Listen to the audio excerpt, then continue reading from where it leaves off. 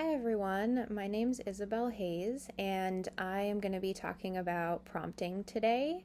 Prompting is an evidence based practice that is used as a form of assistance to provide an individual with help in performing a task or engaging in a new behavior or skill, particularly one that they do not know and that they are working on acquiring. So, why are prompts important to use?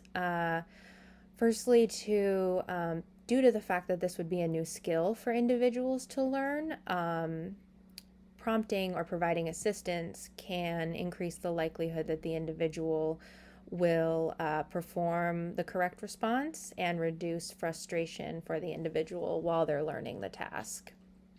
And it is important to fade prompts as soon as possible to avoid what's called prompt dependency, which essentially means that the individual will be waiting for you to prompt them instead of trying to perform the skill or the behavior on their own because they kind of expect that the prompt is coming.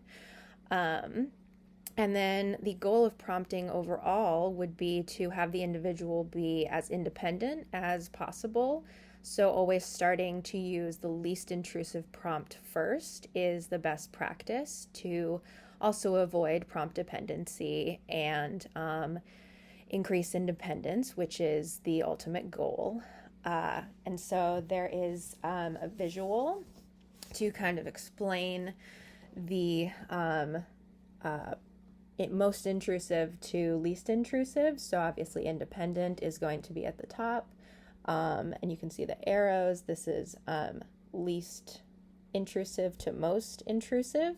So we have independent, visual prompt, verbal prompt, gestural prompt, modeling, partial physical, and full physical. And so the first one we can talk about, obviously independent would mean no prompt at all was used and that the individual performed the behavior completely independently or performed the task independently. And so the next one would be visual. And for a visual prompt, you would, for instance, use a cue card or some kind of post-it with something written or drawn on it as a prompt. And an example of a visual prompt would be if an individual is maybe in school or in a classroom and they want to take a break instead of just walking up and getting away from the class, that the behavior that they're trying to engage in is asking for a break. The teacher or the supportive aide could hold up a cue card with the word break on it, and that could serve as a prompt, a visual prompt for that learner to ask for a break.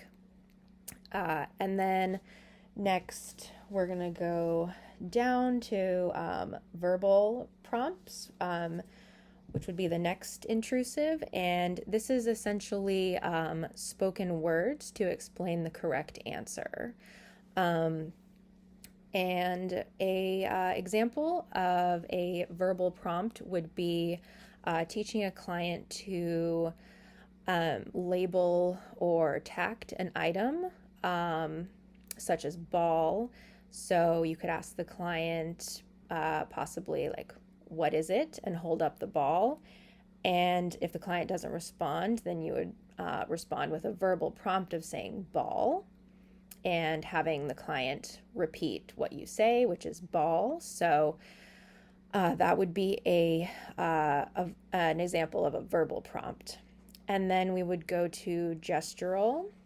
And a gestural prompt is essentially pointing to the correct answer or pointing in the direction that an individual needs to go to perform a behavior. So using a gestural prompt, an example of one of those could involve the teaching the client to receptively identify the color red. So this could involve pointing to the red card that's like in front of the client to say that that is the correct answer. And then hopefully the client will then choose the red card because you have just gestured to the correct answer. And then for the next one, kind of to keep going on our downward, we would go to modeling, and modeling would be essentially showing the individual how to perform the skill or engage in the behavior by performing the behavior or skill yourself. So that could look like if you're teaching a client how to knock, you could start off by saying, show me knocking, show me knock, or something of the sort. And then if the client doesn't perform the action, then you would want to demonstrate knocking yourself. So knocking would be a modeling prompt.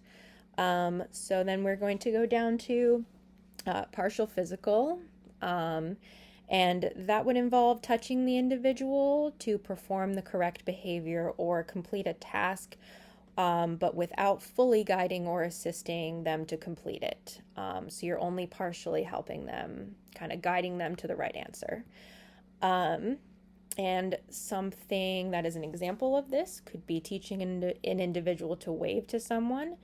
And this would involve potentially, if you're having someone wave, you could push their elbow upwards, such as this, and that would be a partial physical prompt. And then to move on to the full physical, that would be touching or guiding the individual to perform the behavior or task to completion, and you would be assisting them, so they would not be doing anything independently. And to kind of keep it with the example of saying hello to someone, this would involve taking the individual's hand or wrist and physically helping them to wave like this, and ensuring that they perform the skill correctly. So not giving them the opportunity to perform the skill incorrectly. And that would be the full physical, which is the most intrusive prompt. Kind of going back to our visual here. So we started at visual or independent, and then we went all the way down to full physical. And keeping in mind that these strategies are very useful for teaching individuals new skills, and just always remembering to use the correct prompt hierarchy, following the hierarchy to always try to use the least intrusive prompt first before you do a more intrusive prompt. And that is a little overview of prompting, and I hope this was helpful for everybody, and thank you for watching.